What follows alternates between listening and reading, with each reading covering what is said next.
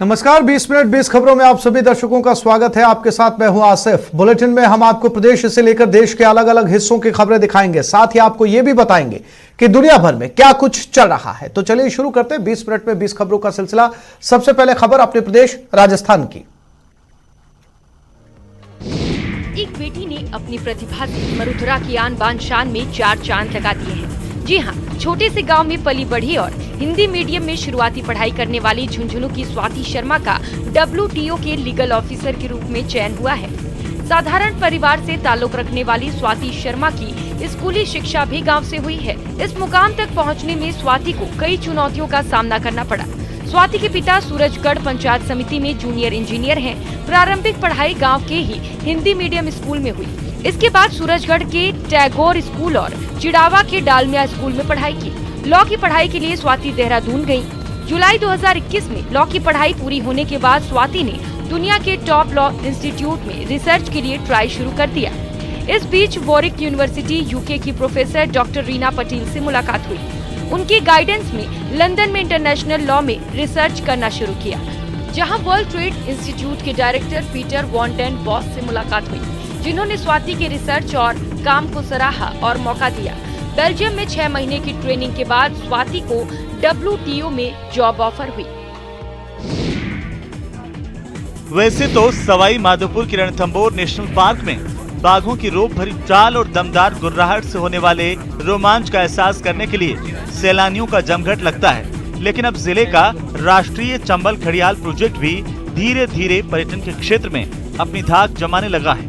यही कारण है कि अब रणथंभौर नेशनल पार्क के साथ ही राष्ट्रीय चंबल घड़ियाल प्रोजेक्ट भी सैलानियों की पसंद बनने लगा है। जो सैलानी रणथंभौर पहुंच रहे हैं, वे अब राष्ट्रीय चंबल घड़ियाल अभ्यारण्य का भी लुत्फ उठा रहे हैं। चंबल किनारे रेत के टीलों पर धूप सेकते घड़ियाल सैलानियों को खासे भा रहे हैं। साथ ही चंबल नदी में नौकायन पर्यटकों को खासा आकर्षित कर रहा है। घड़ियाल अभ्यारण्य में माइग्रेट पक्षियों के स्वच्छंद कलरव और मस्ती के साथ नौकायन का लुत्फ पर्यटकों के आनंद को दुगुना कर रहा है। रणथंभौर से राष्ट्रीय चंबल घड़ियाल अभ्यारण्य की दूरी सिर्फ 30 मिनट की है। ऐसे में आसानी से पर्यटक राष्ट्रीय चंबल घड़ियाल अभ्यारण्य पहुंच रहे हैं। इससे इलाके में रोजगार के नए अवसर भी पैदा हुए हैं। ऐसे में वो दिन दूर नहीं जब राष्ट्रीय चंबल घड़ियाल अभ्यारण्य का नाम भी रणथंभौर नेशनल पार्क की तरह देश विदेशों में मशहूर होगा। आमतौर पर दिन में गुलजार रहने वाली स्वर्ण नगरी अब रात को भी गुलजार होनी शुरू हो गई है। रात के अंधियारे में भी पर्यटन स्थलों पर पूनम का एहसास हो रहा है। रोशनी से जगमग पर्यटन स्थलों का दृश्य मनोहारी बना हुआ है। नए साल के स्वागत में आतुर सैलानी स्वर्ण नगरी का रुख कर रहे हैं और इस शहर के खूबसूरत नजारों का लुत्फ उठा रहे हैं। सैलानियों से गुलजार होने के बाद स्वर्ण नगरी और खूबसूरत हो चली है। यहाँ ऐतिहासिक गढ़ीसर सरोवर की छटा तो देखते ही बन रही है। झिलमिल रोशनी से नहाए सरोवर में लोग नाइट बोटिंग का जमकर मजा ले रहे हैं। बहुत अच्छा लगा और यहाँ पे जो समकेत हो रहे हैं वहाँ पे राइडिंग का, पैराग्लाइडिंग का और बहुत मजा आया और कैमल सफारी का और बहुत मजे लिए बच्चों ने। और जैसलमेर में तंडोड़ माता का मंदिर देखा, फिर भारत पाक जो बॉर्डर है वो देखा। उसके बाद हम दौरे जीप सफारी, कैमल सफारी किया, पैराग्लाइडिंग किया, तो जो जैसलमेर फोर्ट देखा।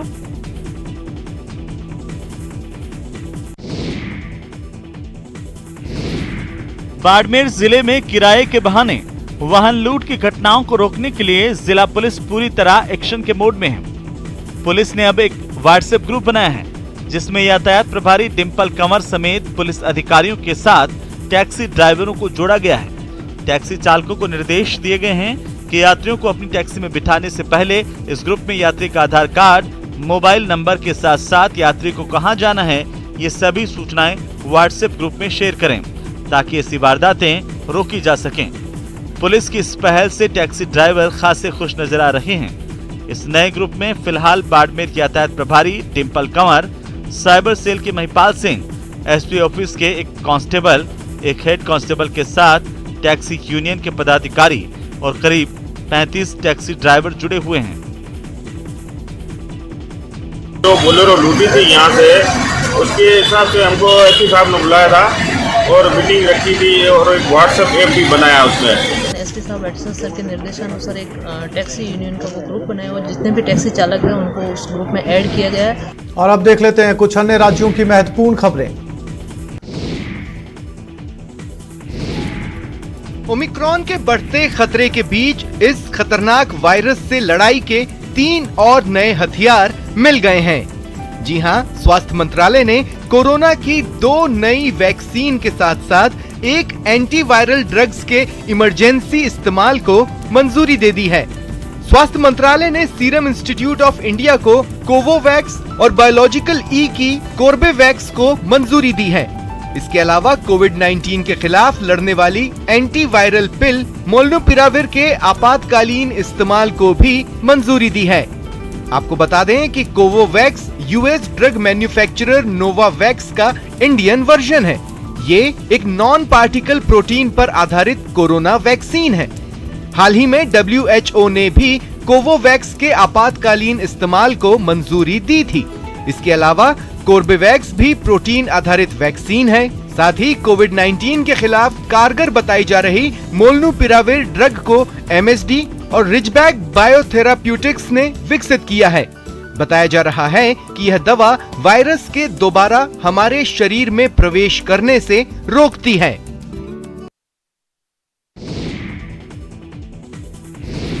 महाराष्ट्र सरकार में मंत्री विजय वडेट्टीवार का एक वीडियो वायरल हो गया, जिसमें वे चंद्रपुर के राजपुरा में छत्रपति शिवाजी की मूर्ति का अनावरण करते दिखाई पड़े। इस वीडियो के आधार पर बीजेपी ने विजय वडेट्टीवार पर शिवाजी को अपमानित करने का आरोप लगाया, क्योंकि उद्धव सरकार में मंत्री विजय वडेट्टीवार के हाथ जब शिवाजी की ऊंची कद की मूर्ति पर माल्यार्पण करने में छोटे पड़ गए तो वे उनकी प्रतिमा पर पांव रखकर ऐसा करते दिखे। ऐसा करने पर उन्होंने प्रतिमा को माला तो पहना दिया, लेकिन इस पर विवाद शुरू होते देर नहीं लगी। बीजेपी ने इसे शिवाजी महाराज का अपमान बताया और मंत्री के खिलाफ कार्रवाई की मांग की। उनके पुतले के जो पार्ट है उसके ऊपर पैर रखने वाले वडेट्टीवार, ये दोनों के ऊपर कार्रवाई होनी चाहिए। महाराष्ट्र के मंत्री का वीडियो वायरल होने के बाद ये मामला तूल पकड़ने लगा है। उत्तर प्रदेश के पीलीभीत में बीजेपी ने महिला मतदाताओं तक अपनी बात पहुंचाने के लिए महिला सम्मेलन किया, जिसमें गिफ्ट के लिए मारपीट की नौबत आ गई। इसका एक वीडियो सोशल मीडिया पर वायरल हो गया। बताया गया कि महिलाओं को जनसभा में शामिल होने पर दीवार घड़ी, कंबल जैसे तोहफे देने का वादा किया गया था और वादे के मुताबिक महिला सम्मेलन के खत्म होने के बाद ट्रैक्टर ट्रॉली लगाकर गिफ्ट बांटे जाने लगे, जिसके लिए वहां भारी भीड़ दिखी। जैसे ही गिफ्ट का एक पैकेट आगे बढ़ाया जाता, महिलाओं का झुंड उस पर झपट पड़ता। इसके बाद एक पैकेट के लिए कई महिलाओं में छीना झपटी शुरू हो जाती। हाथापाई शुरू हुई तो कुछ महिलाएं गिफ्ट के ट्रॉली पर ही चढ़ गई। जिन्हें गिफ्ट नहीं मिला उनमें से कई महिलाएं नाराज दिखी। हालांकि बिसलपुर ब्लॉक के अहाते में हुए इस कार्यक्रम में महिलाओं ने बड़ी संख्या में हिस्सा लिया, लेकिन गिफ्ट की कमी ने घर लौटते वक्त कई महिलाओं के उत्साह पर पानी फेर दिया। उत्तर प्रदेश के कानपुर से एक रोंगटे खड़े कर देने वाला वीडियो सामने आया है। वहां एक शख्स ट्रेन और प्लेटफॉर्म के बीच फिसलकर पटरियों में जा गिरा। बताया गया कि चलती ट्रेन में चढ़ने की कोशिश करते वक्त उसका पैर फिसल गया और वो कुछ दूर तक ट्रेन के साथ घसीटने के बाद प्लेटफॉर्म और ट्रेन के बीच गिर गया।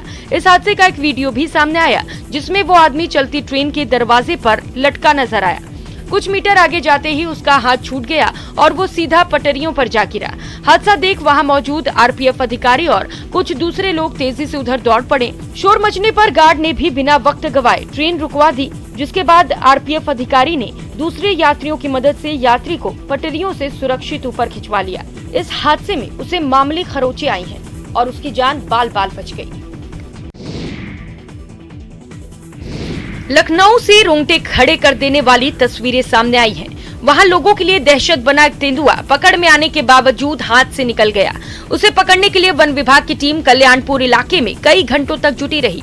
तभी वन विभाग के कर्मचारियों को वो तेंदुआ नजर आ गया, जिसके बाद वे लोग बिना देरी किए जाल लेकर उसे पकड़ने के लिए दौड़ पड़े। जल्द ही उनकी मेहनत रंग लाई और लोगों के लिए दहशत बना वे तेंदुआ जाल में फंस गया।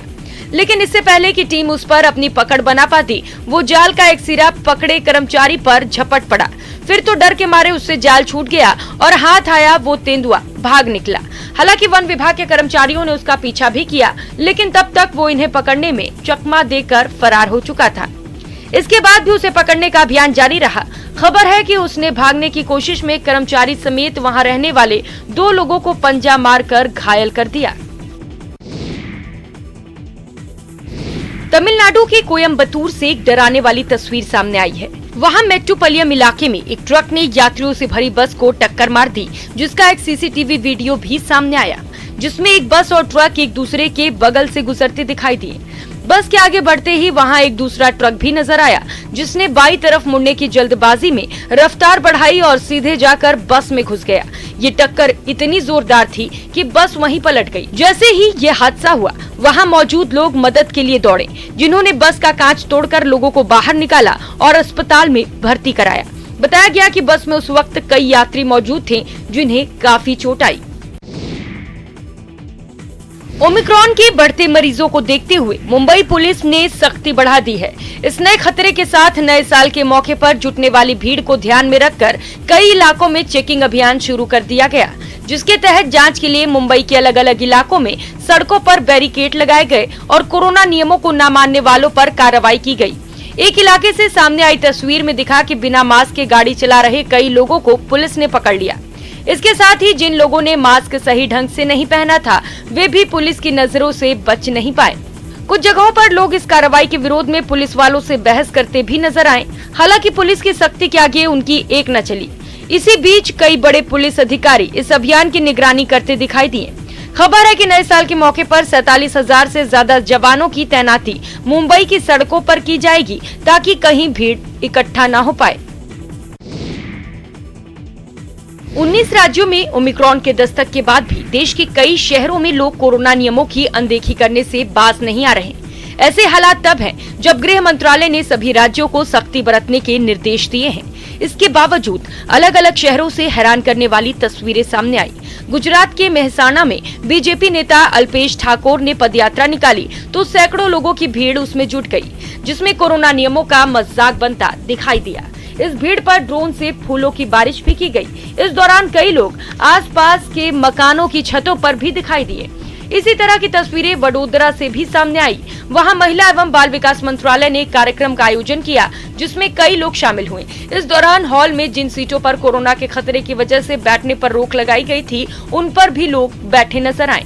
वहीं सुरेंद्र नगर जिले में सरपंचों का एक कार्यक्रम रखा गया, लेकिन वहां भी एक साथ कई लोग दिखाई दिए।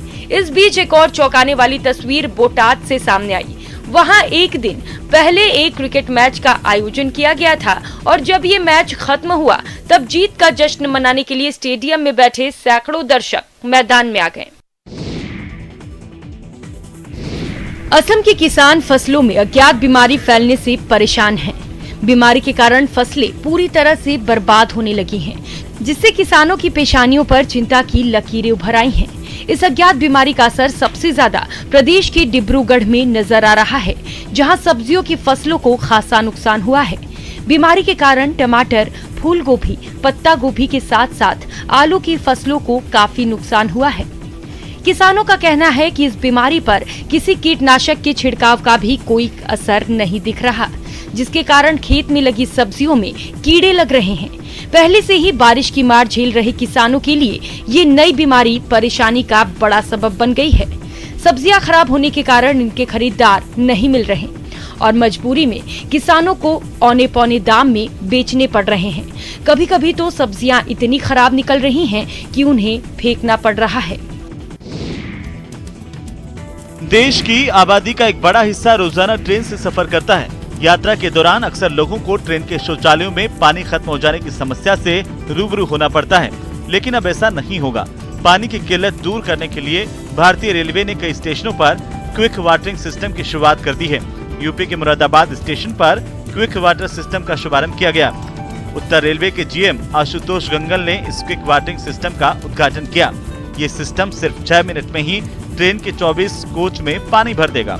पिछले बजट में रेल मंत्रालय ने क्विक वाटरिंग सिस्टम के प्रस्ताव को मंजूरी दी थी। उत्तर रेलवे के लिए करीब 33 करोड़ रुपए का बजट निर्धारित किया गया था। लंबी कवायद के बाद मुरादाबाद में वाटरिंग सिस्टम शुरू हो गया। इस सिस्टम की खासियत यह है कि ऑटोमाइजेशन के जरिए जरूरत के हिसाब से पंप अपना काम करेगा। ट्रेनों में पानी भरने की पुरानी व्यवस्था से काफी समय लगता था, जिससे ट्रेनें प्रभावित होती थीं। लेकिन क्विक वाटरिंग सिस्टम से ट्रेनों में पानी भरने में लगने वाले समय की बचत होगी, जिससे ट्रेनों के समय पालन में भी सुधार होगा। हिमालय के पहाड़ी इलाकों में हुई भारी बर्फबारी ने लोगों की मुसीबतें बढ़ा दी हैं। मौसम विभाग ने पश्चिमी विक्षोभ के सक्रिय होने की वजह से ऊंचाई वाले इलाकों में भारी बर्फबारी और मैदानी इलाकों में भारी बारिश का अनुमान जताया था, जो बिल्कुल सही साबित हुआ। लेकिन इस बर्फबारी ने कई जगहों पर लोगों की मुसीबतें बढ़ा दी। सिक्किम में तो 1000 से ज्यादा सैलानी बीच रास्ते में ही फंस गए। बताया गया कि ये लोग नाथुला दर्रे के पास घूमने गए थे, लेकिन बर्फबारी के बाद रास्ता बंद हो गया और उनकी गाड़ियां वहीं फंस गईं। सामने आई एक तस्वीर में एक कार सड़क पर किसी खिलौने की तरह फिसलती नजर आई। खबर है कि इन सभी लोगों के बाद में सेना की मदद से रेस्क्यू किया गया। अरुणाचल प्रदेश में तो हालात और भी खराब नजर आए। मौसम में हुए बदलाव की वजह से तवांग में पारा -25 डिग्री तक लुढ़क गया। केंद्रीय मंत्री किरण रिजिजू खुद अपने काफिले समेत रास्ते में फंस गए। उन्होंने एक वीडियो भी शेयर किया, जिसमें वे बर्फ में फंसी गाड़ियों में धक्का लगाते नजर आए। चारों ओर बिछी हुई बर्फ की सफेद चादर, देवदार और चीड़ के पेड़ों से गिरते बर्फ के टुकड़े, सच में ये कोई अलग दुनिया है। जिधर नजर दौड़ाइए बस बर्फ ही बर्फ। आखिरकार जिसकी आस लिए सैलानी जम्मू से 108 किलोमीटर पटनी टॉप पहुंचे थे, कुदरत ने उनकी सुन ली। सीजन की पहली बर्फबारी से चारों ओर का नजारा लुभावना हो गया। पटनी टॉप की हसीन वादियां सैलानियों को अलग दुनिया का एहसास करा रही है। मौसम विभाग ने 26 दिसंबर को ही बर्फबारी की संभावना जताई थी, जिसके बाद बड़ी संख्या में सैलानी पटनी टॉप पहुंचना शुरू हो गए थे। इस बर्फबारी ने नए साल के आगाज से पहले कारोबारियों और पर्यटकों के तन मन को मानो तरोताजा कर दिया। इस बर्फबारी का सैलानियों ने भरपूर लुत्फ उठाया। बच्चे, जवान, महिलाएं सब बर्फ के गोलों के साथ खेलते नजर आए। जम्मू से 108 किलोमीटर दूर पटनी टॉप की वादियां अपनी कुदरती खूबसूरती के लिए मशहूर हैं और यही कारण है कि हर साल बड़ी संख्या में सैलानी खूबसूरत ढलानों पर जमी रहने वाली बर्फ की चादरों का दीदार करने अनायास ही खींचे चले आते हैं। बोध गया के भूटान मंदिर में मखौटा नृत्य का आयोजन किया गया। इसे भूटान के बौद्ध लामाओं ने पारंपरिक वाद्य यंत्र के साथ पारंपरिक वेशभूषा में पेश किया। यह मंदिर चांदपुर में स्थित है। नृत्य स्थल पर मैदा, घी और मक्खन से बनाए गए तंत्र के देवता महाकाल की आकृति रखी गई थी। विभिन्न पारंपरिक परिधानों में मोनास्ट्री के कई लामा ने अपनी प्रस्तुति दी। यह आध्यात्मिक नृत्य तांत्रिक विधि से बनाए गए मंडाला के समक्ष किया गया। इसके बाद आध्यात्मिक धर्म गुरु ने मंडाला अभिषेक किया। इस दौरान भूटान के अलावा लेह लद्दाख, श्रीनगर, हिमाचल प्रदेश समेत अन्य जगहों से आए बौद्ध भिक्षु मौजूद रहे। भूटान की परंपरा के मुताबिक दुष्ट आत्माओं को नष्ट और शांत करने के लिए मुखौटा नृत्य किया जाता है। भूटान की संस्कृति में इस नृत्य का महत्वपूर्ण स्थान है। इसे जीसी ब्लैक हिल्स नृत्य भी कहा जाता है। यहाँ 10 सालों से इसका आयोजन होता रहा है। मान्यता है कि इस नृत्य को देखने मात्र से ही लोगों के सारे पाप नष्ट हो जाते हैं और उन्हें निर्वाण की प्राप्ति होती है।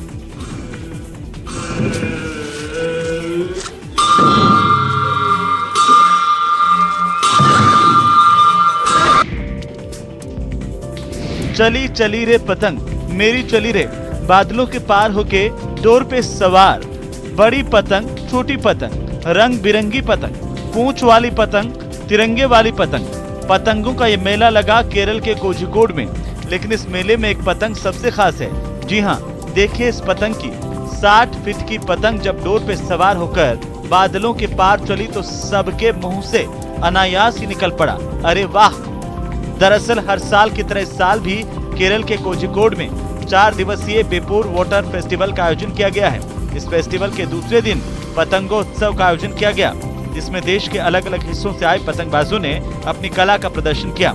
इस दौरान आसमान रंग बिरंगी पतंगों से भरा नजर आया। जिधर नजर दौड़ाइए पतंग ही पतंग नजर आ रही थी। लेकिन इस फेस्टिवल का सबसे बड़ा आकर्षण रही 60 फीट की पतंग। इस फेस्टिवल का आयोजन राज्य के पर्यटन विभाग की ओर से किया जाता है। और 20 मिनट 20 खबरों में अब बात कर लेते हैं इंटरनेशनल खबरों की।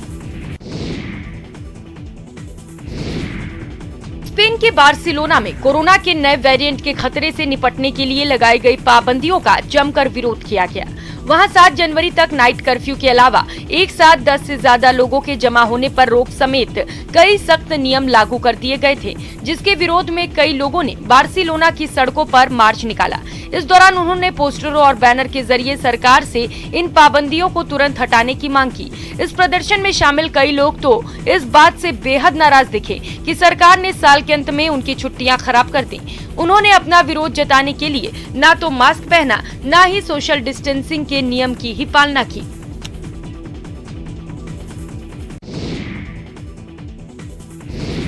ऑस्ट्रेलिया के दक्षिण पश्चिम इलाके में धधकते जंगल ने ऐसा तांडव मचाया कि उसकी चपेट में आकर कई इमारतें जलकर राख हो गईं। पर्थ के पास के जंगलों में कुछ दिनों पहले आग भड़की थी, लेकिन गर्मी और तेज हवाओं की वजह से ये आग फैलती चली गई। पर्थ से सामने आई एक तस्वीर में जंगल का एक बड़ा हिस्सा धधकता नजर आया। इतना ही नहीं, जंगलों में मौजूद कुछ मकान भी इसकी जद में नजर आए और फिर इसने ऐसा तांडव मचाना शुरू किया कि दमकल विभाग के लोगों को उसे बुझाने में पसीने छूट गए। मकानों से उठती ऊंची ऊंची लपटें इतनी भयानक थी कि उन पर काफी देर तक पानी की बौछार का कोई असर होता नहीं दिखा। सुलगते मकानों और जंगलों से उठते धुएं के गुबार से पूरा इलाका ढक गया। ऐसा लगा जैसे बादलों ने डेरा जमा लिया हो। जबकि एक दूसरी तस्वीर में कई पेड़ आग की लपटों में घिरे नजर आए। इस आग को बुझाने में जमीन और आसमान एक कर दी गई ताकि इसे फैलने से रोका जा सके। आग से रिहायशी इलाकों पर मंडराते खतरे को देखते हुए सैकड़ों दमकल कर्मियों के अलावा हेलीकॉप्टरों और विमानों को आग बुझाने के काम में उतार दिया गया। केरल के कोची शहर को बेटर कोची रिस्पांस ग्रुप के थिंक टैंक का बड़ा समर्थन हासिल है। यह समर्थन प्रमुख तौर पर इनोवेशन, टेक्नोलॉजी और स्ट्रैटेजी जैसे मामलों को लेकर है। यह जाने माने पेशेवरों का एक ग्रुप है जो शहरी जल और स्वच्छता संबंधी चिंताओं को एक बेहतर समाधान देने की दृष्टि से काम कर रहा है। मिशन पानी की ये report.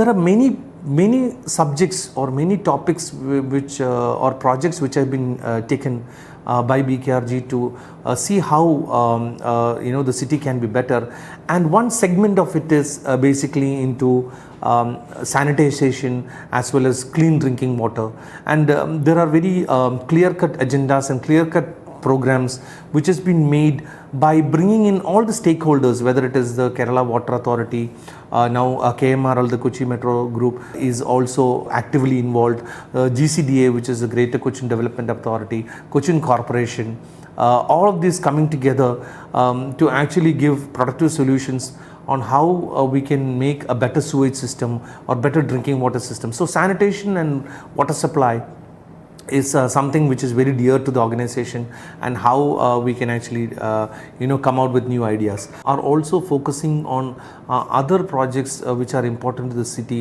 like garbage disposal as well as canal cleaning, and also tree planting. There are different organizations trying to make awareness to the citizens on how they can actually improve the situation. Cochin city is integrated with a lot of canals, and due to encroachments and due to people, the waste disposal, these canals are some areas blocked, or due to other infrastructure developments, there is a program to clean up the canals, widen the canals and bring it back to its old glory.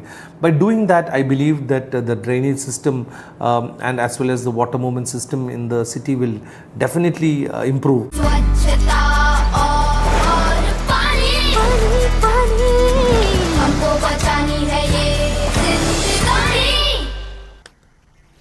तो इस bulletin में फिलहाल इतना ही। नमस्कार।